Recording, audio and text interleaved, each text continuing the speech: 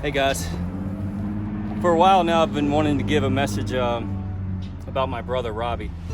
Many of you knew my brother Robbie Austin. He was a trip. He made everybody laugh. Me and my brother were in trouble from the time we were in kindergarten all the way up, from catching our neighbor's garage on fire when we were 4 to catching our own bed on fire before that. But Robbie kept going with those type behaviors even up until he died.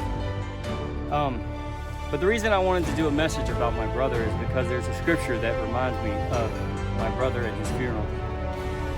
You see, right before my brother died, he was working for a lady, and he talked the lady into paying him for the entire week, even though he had only worked that one day, Monday.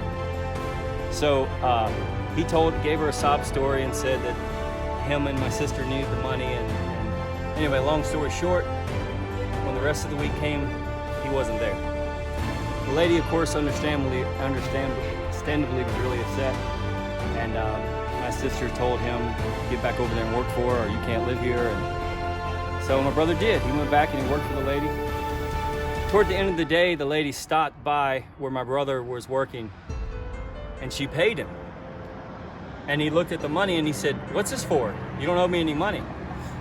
And she said, "You're worth far more than any of this stuff."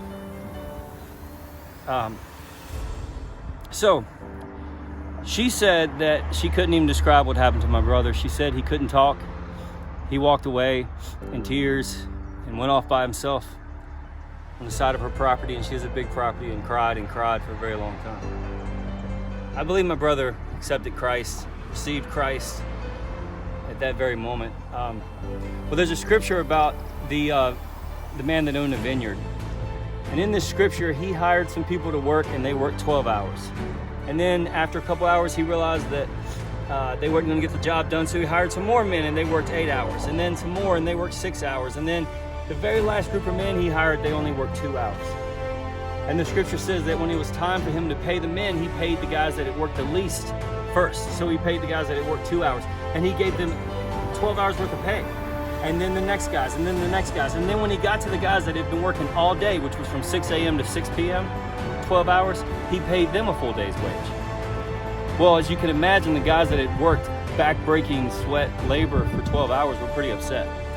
And they said to the master, they said, "This isn't fair. We worked all day. These guys only worked 2 hours, and they get the same reward that we got." And the master said, "Didn't I give you what I promised? Didn't I give you what I said I'd give you?" The moral of that story is, I believe my brother got that.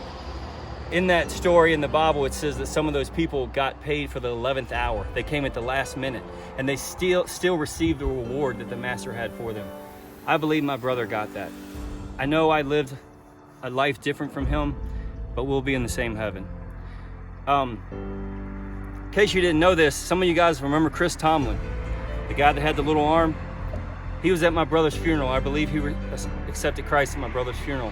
A lady named Destiny came up to my wife and at the burial grounds received Christ at my brother's funeral. So God's been after me to share that, so I just did.